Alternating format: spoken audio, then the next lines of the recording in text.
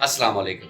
कैसे हैं आप सब? उम्मीद करता हूँ सब बखैर आफियत होंगे। अल्लाह शाद आबाद रखे। व्यूअर्स, आज का टॉपिक नहायत नहायत अहम है और ये उन लोगों के लिए भी अहम है कि जिनमें मर्दाना भांजपन होती है और उन लोगों के लिए भी अहम है कि जिनको कोई ऐसा मसला नहीं है, लेकिन अगर उनको इस बात का इल्म हो जाए तो उनकी ज़िंदगी में बहुत आसानियाँ पैदा हो जाएंगी। व्यूअर्स, इस पर बात करेंगे, लेकिन अगर आप मेरे चैनल पर नए हैं और अभी तक आपने चैनल को सब्सक्राइब नहीं किया तो चैनल को सब्सक्राइब कर दें और बेल आइकन दबा दें ताकि इस तरह की मुफीद वीडियोस आप लोगों को वक्तन फवक्तन मिलती रहें।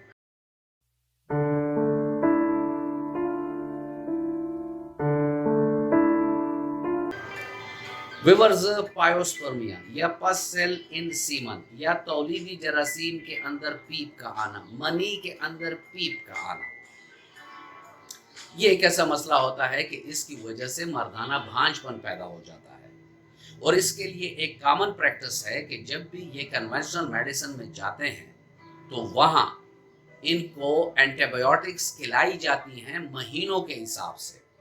इस वीडियो में मैं आपको रिसर्च बेस एक बात बताना चाहता हूँ जिसके लिंक्स आपको डिस्क्रिप्शन में भी मिल जाएंगे कि इस एंटीबायोटिक रेंज की इंसानी स्पर्म पर क्या इफेक्ट्स हैं, यानी मर्दाना तौलीदी जरासीम पर एंटीबायोटिक के क्या असरात हैं। मैं आपको यहाँ ब्रीफली बताना चाहता हूँ कि ये अद्वियात पस तो इतना ज़्यादा कम करती नहीं है, बहुत महीने भी खा लें, क्योंकि हमने क्लिनिकली देखा है कि जो आते हैं तो वही पस उनमें मौजूद होता है।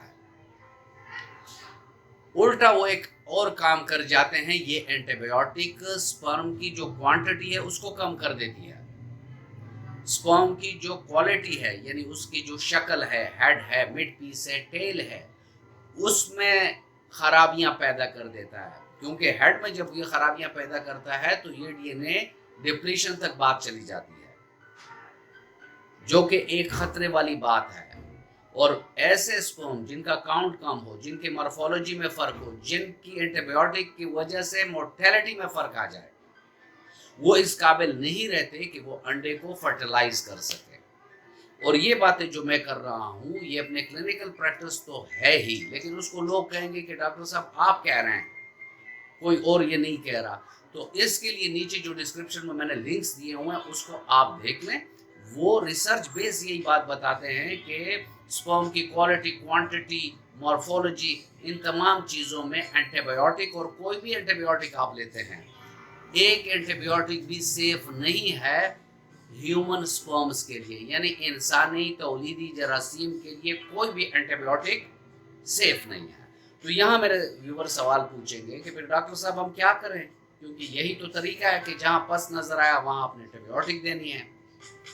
तो इसके लिए ऑलरेडी पायोस्पर्मिया और पस सेल इन सीमन, ये दोनों वीडियो मेरी हैं और आप इसको आई बटन पर देख भी सकते हैं। और साथ में, जैसे मैं हर वीडियो में आपसे कहता हूं कि कभी सेल्फ मेडिकेशन ना किया करें, इसके लिए आप किसी काबिल होम्योपैथिक डॉक्टर के पास जाएं। अगर वो आपको मायाज़म, आपकी सेकेंडरी काजेशन, आपकी कॉन्स्टिट्यूशन मालूम कर ले, तो हमने क्लिनिकली देखा है कि ज़्यादा से ज़्यादा 2 या 3 महीने में पेशेंट का पस बिल्कुल ख़त्म हो जाता है और उसके हेल्दी स्पर्म्स आ जाते हैं, जिसकी वजह से उसकी फर्टिलिटी जो है वो बूस्ट हो जाती है। व्यूअर, ये था आज का टॉपिक और मैं उम्मीद करता हूँ कि आपको अच्छा लगा होगा। अगर आपको अच्छा लगा है तो वीडियो को लाइक कर दें और फ्रेंड एंड फैमिली मेम्बर्स के साथ इसको शेयर कर दें, क्योंकि ये बड़े बेसिक इंफॉर्मेशन होती हैं कि हर बंदे के पास ये इंफॉर्मेशन होनी चाहिए। मिलते हैं किसी ऐसी अच्छी वीडियो में, तब तक के लिए इजाज़त।